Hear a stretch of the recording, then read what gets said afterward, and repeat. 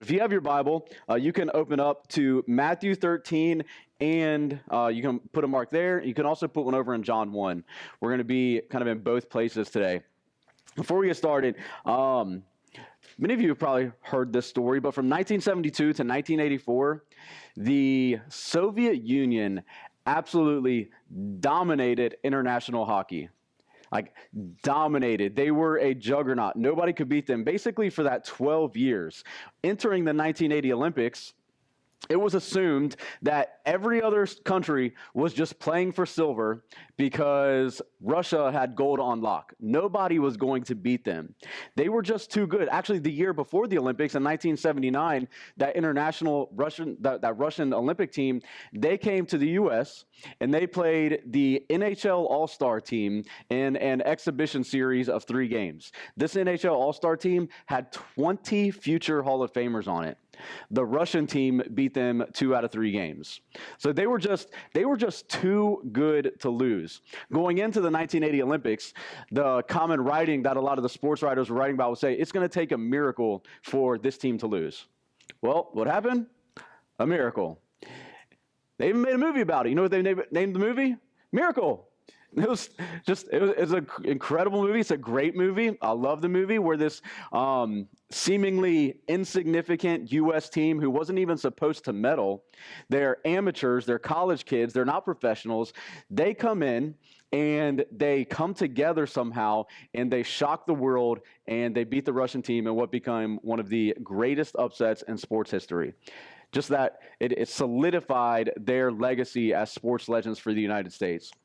In his pregame speech, Herb Brooks, he was the coach for the U.S. team, he said this. He said, if we play them 10 times, they might win 9, but not this game, not tonight.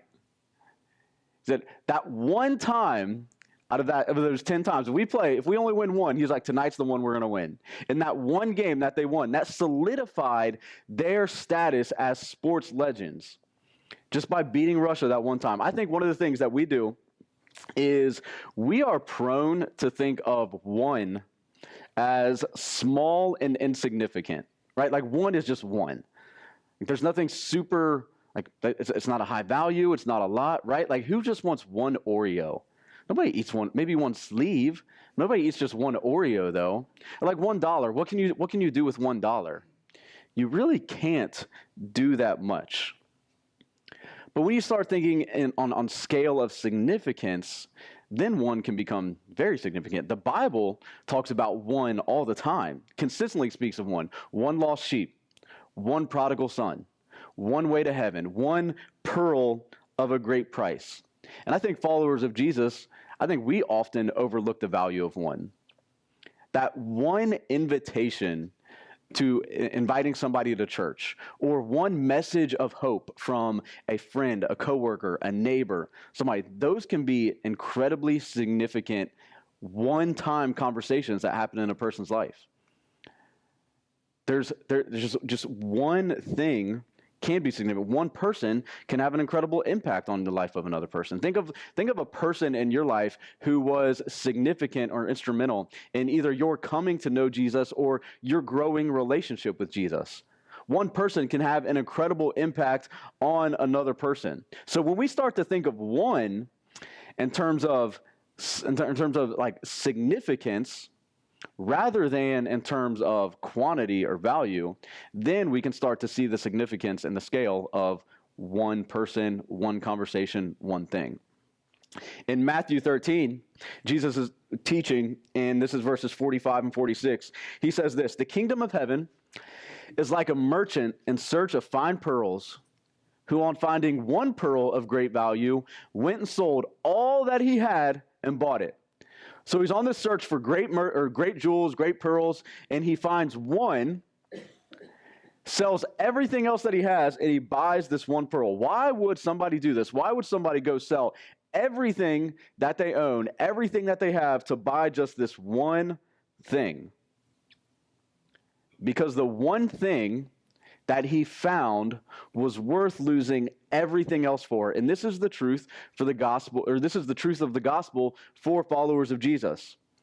Like there's a great reward in submitting to the rule and reign of God in our lives. And this reward that this offers, this is greater than anything that this world can offer us. So this guy, this merchant, he was searching for fine pearls, found one, sold everything that he had to get this one because he lost everything for the gain of one thing, because the one thing that he gained was worth losing everything for. It was the value of that one thing that was significant regardless of the quantity. Paul wrote about this in Philippians 3. In Philippians 3:8, Paul writes this, "But whatever gain I had, I counted as loss for the sake of Christ. Indeed, I count everything as loss because of the surpassing worth of knowing Christ Jesus my Lord. For his sake, I have suffered the loss of all things and count them as rubbish in order that I may gain Christ." So Paul is saying here, I've had it all. Paul's saying I've had status, power, prestige, achievement, accomplishment. I was looked up to. Paul was like at the top of his class of everything he did. He was in line to be like the high priest for Judaism at the time. He was going to be the guy. And remember, talked about this last week. Like, kids didn't grow up wanting to be athletes. Kids didn't grow up wanting to be on the U.S. Olympic hockey team. Kids didn't grow up wanting to be rich and famous. In this context, kids grew up wanting to be priests. They wanted to be in that religious social elite because that was what held the status. Paul, not only was he in that class, but he was on schedule to be the ruler of all of them. Paul's saying, I had all of this. This was in my hand. And you know what I think about it now? I count it all as loss. It was actually working against me because I was putting my confidence, my value, my significance in all of that. I was putting it in what I could accomplish and what I knew and my status and my power, prestige. That's where I was putting all of my eggs. I was putting everything in this one basket. He said, and because I was doing that, that was preventing me from coming to know Jesus. That was preventing me from coming to Christ because I had no reason to come over here to him. I had no reason to value Jesus when I had all of this other stuff. Now I count that all as a loss because it was preventing me from coming to know Christ. Paul is saying Jesus is so supremely satisfying that if you lose everything on earth and you gain Jesus, it is a happy trade-off. And because as followers of Jesus, the kingdom, we understand, is something that is worth losing everything for. So joyfully, we hold on loosely to the things that we have, and we passionately take hold of that one thing, the kingdom of God.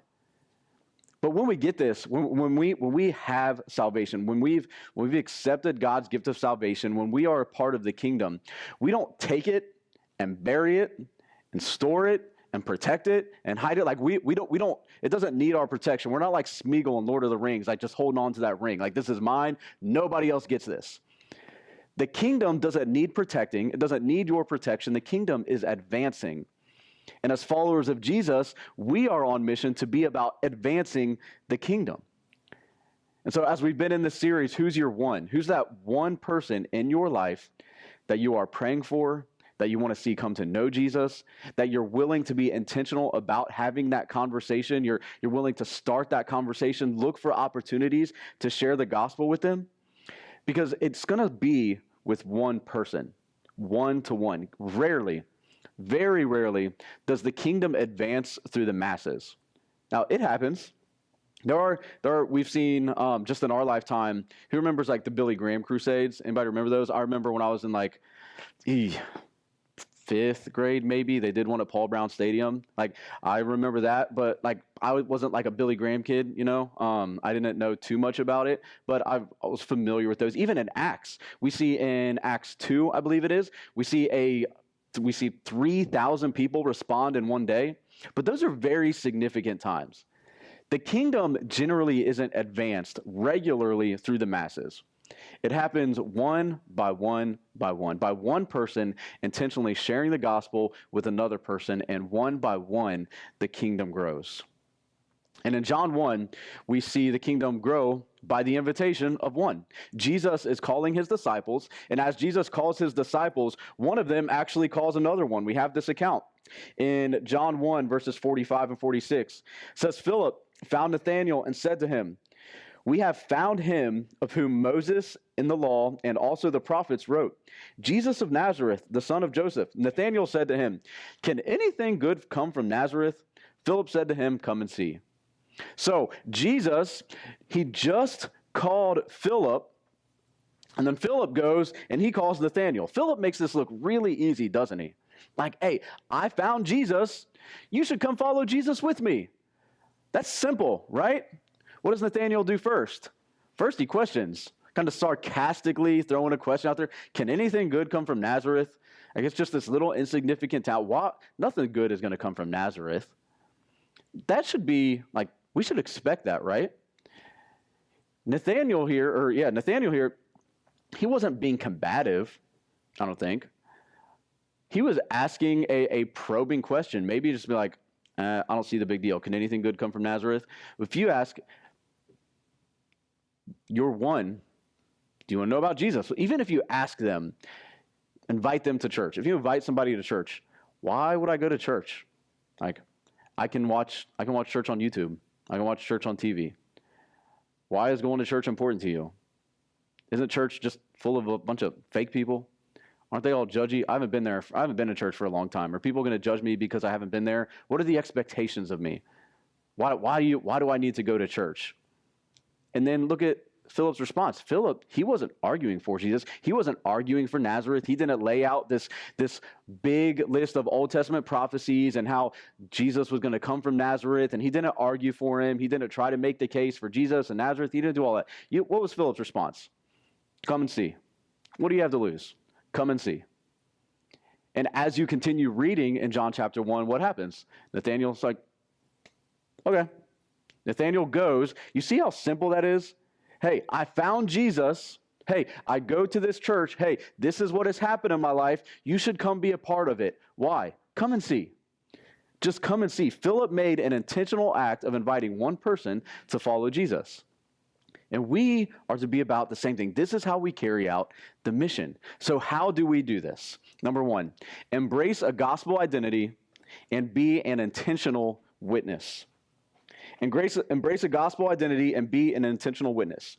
This will require intentionality on your part. This doesn't just happen if you just think about it. You're like, you know what? I'd really like to do this thing, but I'm never really going to get around to it. Embrace a gospel identity and be an intentional witness. This will require accountability for you to stick to your stick to your commitment. I heard this quote. I can't remember where I've heard it from before, but it said, accountability is the glue that bonds commitment to results. I think we see this play out in other areas of life. Like, we recognize this. Like, being accountable, you're going to be more likely to do something, right? Like, if you want to start working out, you want to start exercising, you want to start losing weight, you want to start getting healthier, you can have great ideas about that. You can have great intentions about that. You can even have motivation that might carry you for a few days, a few weeks. Anybody know in January how long New Year's resolutions usually last? 2 weeks. And then eventually the motivation's gone. But if you have somebody else you have to answer to, if you're accountable to someone, like if you want to get healthier and you hire a personal trainer and your personal trainer's like, all right, here's your workouts. Here's what I want you to do. I'm going to check in next week. Next week comes. How many times did you work out last week? Didn't get around to it. Okay. How's your nutrition? Sour Patch Kids and Oreos are delicious, you know? Like if you know those questions are coming, you're more likely to do something and to be moved towards actions that's going to allow you to answer those questions truthfully. You don't want to lie. You can lie, but lying's not going to get you results. How many times did you work out this week? 0, but I'm going to tell you 5. How's nutrition? It was great. Didn't cheat. Didn't eat a pint of ice cream last night. You don't need to know about that, right? So I can lie, but eventually, by continuing to lie to you about the actions I'm taking, the results are going to speak for themselves. But if you are accountable to someone and you know those questions are coming, You're going to be more likely to move towards action so that you can answer those questions honestly. This is what we see in the gospel. Those who embrace a gospel identity, they also embrace the mission of sharing Jesus with other people. And that's going to happen. One of the ways that we most effective in doing that is by being accountable to other people. So I have 4 challenges kind of with this one statement. One is for you and one other person in this room, and the 3 are for your one. So the first one, this is one that everybody in this room can do today before you leave. You can give one person in this room the right, I want you to give one person in this room the right to hold you accountable to your one. You're going to tell this person who your one is, and when you come in on Sundays, it doesn't even have to be a Sunday. They can text you throughout the week. How many times this week have you prayed for your one? Have you had the opportunity to share the gospel with your one? Let's answer those questions truthfully when that person asks us. If you get in here on a Sunday morning and you say, hey, if I go up to Ken, how many times did you pray for your one this week? And he says 0, I'm not going to shame him for that. You know what we should do? All right, you know what? What's his name? Let's pray for him right now. What if it was like a normal thing for our church on Sunday mornings when we're standing out there in the lobby before service and after service to see people praying one-on-one together? Do you think that would be like a kind of a significant thing in the health of our church to see our people just praying together like that? Pray for that person right then. How many times do you get the opportunity to share the gospel with them this week? 0. All right? I'm going to pray that you get an opportunity this week. But if you know those questions are coming, if you know a person here has the right to ask you those questions and they're going to hold you to it, they're going to hold you accountable, you don't want to lie to them, especially because this is a church. You can't lie here. Like, you have to tell people the truth, right? So when you come in here, be prepared to not only be asked those questions, but make a commitment to answer them truthfully. If it's 0, say 0. You're not going to be shamed, but we want to help you, and we want you to be encouraged to share the gospel with your one. Now, that's your first challenge, one person in here. Now to your one.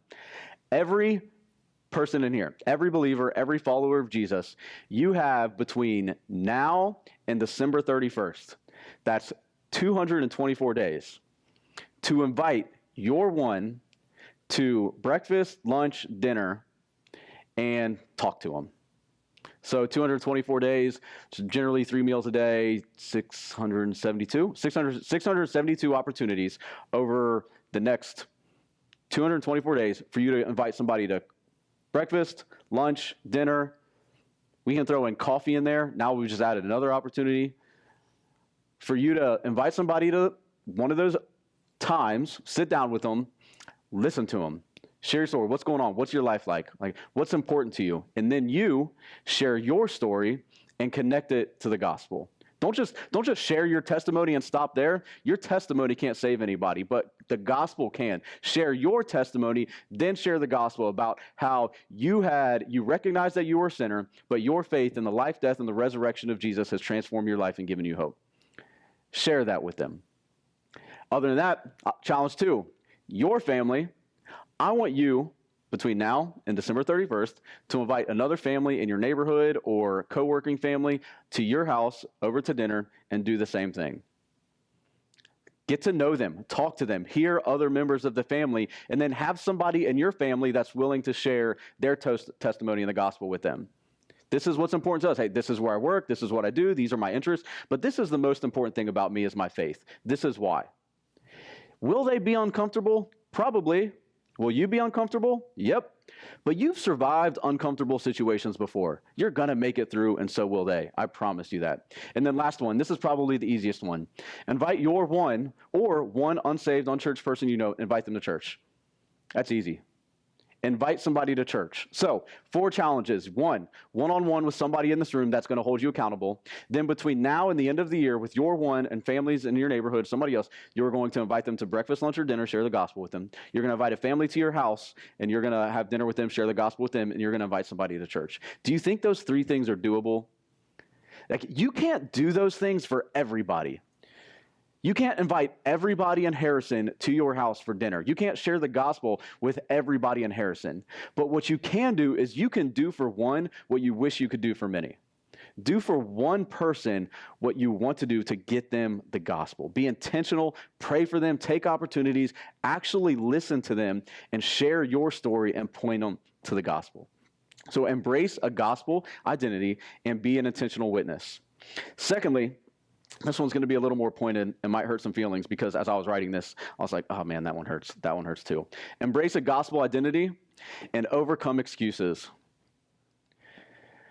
I don't know if anybody is more professional at making excuses to not do the one specific thing we were told to do and still call ourselves that one thing. As Christians, we were told to do one very specific thing. Make disciples. We have professionalized maintaining our status as Christians and not doing that one thing, haven't we? It's so hard because we make excuses. And I think some of the most common excuses we're going to list through, I think number one is fear of rejection. This is pretty common. Fear of rejection. Did you know that only 25%, so only 1 in 4 unchurched or unsaved persons are actually resistant to having a faith conversation? That means 75%, 3 out of 4 people are willing to have conversations about faith or about church and spiritual matters. 75% of people are likely to respond positively to that. And the minority, that 1 in 4, if they reject it, they're generally not rejecting you personally. It's a reflection of their heart towards God and some hurt, some pain, maybe a Christian that has hurt them in the past, and that's what you're feeling the brunt of at that point. But most people are willing to have conversations like this. Still, the fear of rejection, I would say, is the most common reason why we do not share the gospel. Because if we knew we weren't going to be rejected, how easy would it be? Right? It would be so easy. If I just had like coupons that I could just go around and be like, hey, you get to pick a week in July, you get a free cruise. Would you like this? People aren't going to reject that unless you just hate cruises, at which at that point, I'll take your cruise. I love cruises. But if we knew we weren't going to be rejected, it would be so easy to share. We would be doing it all the time. Hey, come and see Jesus. Okay. Like, if we knew that was going to be the response, we would do it. And the reality is, people are far more likely to engage in that conversation than we give them credit for, than we think they will. I reread a book this week called Evangelism as Exiles. It was written by a guy named Elliot Clark who spent years as a missionary in Asia. I think one of the countries was Burma. He also did a few years in a primarily Muslim context somewhere in Africa. I can't remember exactly where it was. But in the book, he wrote this. He said, the dominant reason for our lack of evangelism in America isn't the fear of death. We aren't in danger of being imprisoned or tortured. Rather, we are just beginning to face soft persecution. We face being ignored or excluded. We face ridicule and reviling. If we open our mouths with the gospel, we run the risk of others thinking we're closed-minded or unloving. And at least in my own life, the mere potential for such shame and the possibility of being an outsider hinders me from practicing bold evangelism. Shame and the fear of exclusion combine like nothing else to quench our spirit for evangelism. That last sentence again. Shame and the fear of exclusion combine like nothing else to quench our spirit for evangelism. I love his honesty here. This is the guy who just legitimately wrote the book on if you are gospel-centered and you are evangelistic, it's going to push you to the fringe. This is the point he's making in this entire book. And he's like, you know what? Being pushed to the fringe sometimes influences me to keep my mouth shut. Anybody else here willing to be that honest? Because I am. Being pushed to the fringe, being pushed to the outside, being rejected, sometimes that keeps me from opening my mouth and sharing the gospel. But we should realize that we are going to be rejected. People heard Jesus himself speak, and they walked away. People heard Jesus talk. People heard Jesus teach. They heard him share the gospel. They heard him give the message about himself, about what he's... Not only that, but they watched him do miracles time after time and then teach, and they still chose to walk away. They walked away from Jesus. They're going to walk away from us. They hated him. They despised him. They rejected him. They hated him all the way to the cross. So we shouldn't look at rejection as something that we have to avoid, but we can look at rejection as the reality of who we are as Christians. It's something that we're going to accept, embrace it, and embrace a gospel identity that pushes us to obedience regardless of the rejection that we know we're going to face. And this happens by embracing that gospel identity because, again, people who embrace a gospel identity embrace the mission of advancing the kingdom. So after fear of rejection, another one, I think, is spiritual lethargy. Spiritual lethargy. This is defined as a state of indifference in regard to one's own spiritual growth and vitality. So you just don't care about growing spiritually. You hear, you go through the motions, you do your thing, you show up, you appease your husband, wife, parents, kids. We're just here because this is part of our routine, but growing spiritually, not really my thing. I don't really care. What are some symptoms of spiritual lethargy? I think chronic indulgence in sinful thoughts and actions. So just giving yourself over. You have no conviction, no regard for sinful thoughts and actions in your life. Little or no desire to pray. Engagement in exclusively Christ-less entertainment. So I'm not saying you only find your fun in church. You can have plenty of fun outside of the church that can still be gone. You have plenty of hobbies, interests. You can go to sports games, concerts, trivia night. You can do all sorts of things that don't have to be centered around church. But if you can't find joy and enjoyment also around God's people within your faith family, then there's an issue there. So exclusively Christless entertainment. Avoidance of personal accountability. We already talked about this one. If you're not willing to be held accountable, you're not going to grow spiritually. Decreased appetite for Bible study. Selfish and materialistic orientation. And reluctant and sporadic church attendance. So, if I have constantly sinful thoughts and I'm indifferent to them, if I have little or no desire to pray, if I can't find joy around God's people, if I am avoiding accountability, if I have no desire to study my Bible, if I'm selfish and materialistic, and I'm rarely, if ever, showing up to church, pretty likely that I'm spiritually lethargic, suffering from a pretty heavy case of spiritual lethargy here, because all of these things, they contribute to a lack of spiritual growth. And a lack of spiritual growth will inevitably diminish your desire to share the gospel. If you're not growing spiritually and you don't care to grow spiritually, you're not going to care to share the gospel with other people. Next, growing inclusiveness. This idea that all religions lead to God is a prevailing opinion. Or if it's not all religions lead to God, then all good religions, because all religions are basically the same, right? Or living a good life will allow you to get to God somehow. And here's the reality. The reality is the gospel is radically inclusive while also being radically exclusive. For example, it is true that Jesus is for everyone. There is no sinner beyond the grace of God. We are called to share the gospel with everyone, regardless of race, nationality, ethnicity, sexual identity, or orientation. Whatever you want to put on that list, we are called to share the gospel with everyone because there is no one beyond the grace of God. This was a radical truth in Jesus' day. This got him in trouble with the Pharisees and the religious elites because they accused him of hanging out with the wrong kinds of people all the time. So this is a radical truth of the inclusiveness of Christianity. But at the same time, Christianity is radically exclusive. The call of inclusivity of Jesus is matched by the exclusivity of his teaching. Jesus himself taught, he said, he is the way, the truth, and the life. No one comes to the Father except to him. He said that unless you build your house on the rock of his teaching, that you are a foolish builder and doomed for destruction. He said, unless you bear fruit, you are like a tree who will be cut down and thrown into a fire. And he said, unless you find the narrow path, you are just walking the broad way to destruction.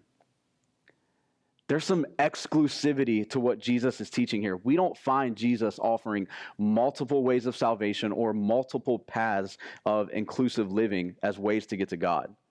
He says there's a road to life and there is a road to judgment.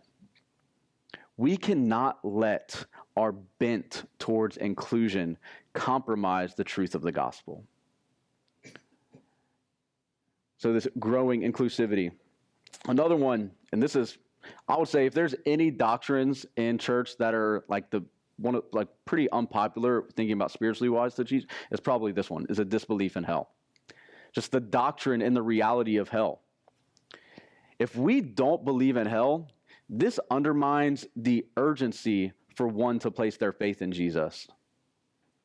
Because hell is a real, literal place where the wrath of God is present for eternity. Where people who don't know Jesus will die and spend eternity there. I remember, I can't remember now, maybe 10, 15 years ago, Penn Jillette. He's part of the duo Penn and Teller, the magicians, the illusionists. He is a devout, outspoken atheist. But he gave an interview not too long ago, several years ago, and he said, I do not respect Christians who don't evangelize. This is coming from an atheist, someone who is opposed to a Christian worldview. That Christians who don't evangelize, who don't share the gospel, they get no respect from me. He said, because if you believe hell is a real, literal place where people are going to be tormented for all of eternity, how much do you have to hate somebody not to tell them about it? This is a non-Christian saying this. This is an atheist who doesn't even believe in hell, but he's saying, if you do believe in a hell, how much do you have to hate somebody not to tell them about how to prevent themselves from going there? Because God is a just God, he is all loving, but because he's just, he also has wrath. And people who reject God will experience his wrath.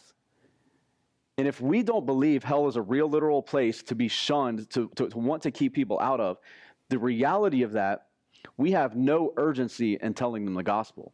But if we understand the reality of hell, that promotes and that gives us a little urgency and motivation to want to share the gospel more, because we never know when they're going to cross that line. We never know when they're going to go into eternity. Next, busyness. I know I am not the only one, that we live our lives so busy and so distracted. We almost pride ourselves on it.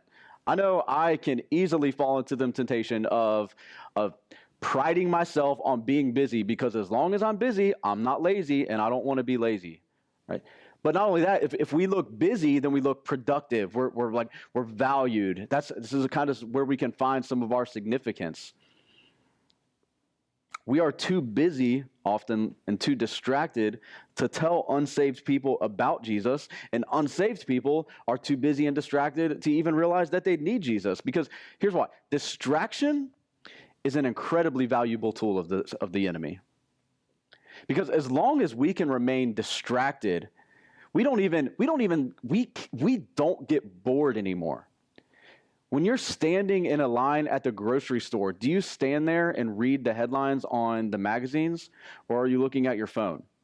It's just out of habit. We don't get bored anymore. We are constantly distracted by something. And as long as we are constantly distracted, do you know, I think subconsciously, I think there's some psychology there, that if we constantly remain distracted or our focus is on something else, then that prevents us from ever having to just stop and think. If we can remain distracted with all of the things that are mundane in our lives, we never have to consider eternally significant things. If I can just remain distracted, that prevents myself from thinking about things that are potentially important. So instead of thinking about important things and trying to process them and think through them, I'm just going to put my attention elsewhere and try to forget about it. We don't say that, but that's what we practice. That's what we live. We're too distracted. So, as a follower of Jesus, how are you going to put being less distracted, less busy, more intentional with sharing the gospel on your to-do list? How are you willing to interrupt your rhythm to share the gospel with somebody? Overcoming distraction. Here's another one, kind of in line with growing inclusiveness, is a desire to appear tolerant. When we live to please people, we are ultimately failing to please God.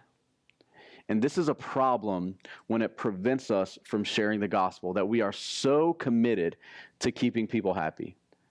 We want people to see us as tolerant, as loving, as smart, enlightened, contemporary, progressive, fun, approving. That we want to appear so tolerant, and we want to appease people and impress them with our tolerance, all at the expense of telling them the truth. And often, I think one of the things that we can do is we can justify this behavior by saying, you know what, I'm building a relationship right now to have future gospel opportunities. When in reality, we're just fearing people instead of God, and we're refusing to cross that line of what could be a potentially hard and awkward conversation of sharing the gospel with them. And then the last one's a lack of accountability. We've talked about this one a few times already. But when you have someone holding you accountable, it can move you from action, or it can move you to action from just a thought or a desire. And it can keep you there more than just internal motivation. When you know those hard questions are coming, when you know somebody's going to ask you, have you shared the gospel this week? Have you prayed for your one this week? Having that accountability moves you to action. I want to close again with another excerpt from Evangelism as Exiles by Elliot Clark. He said this near the end. He said, being a Christian in America, I don't think I put this one up here. Being a Christian in America, now more than ever, puts us on the outside.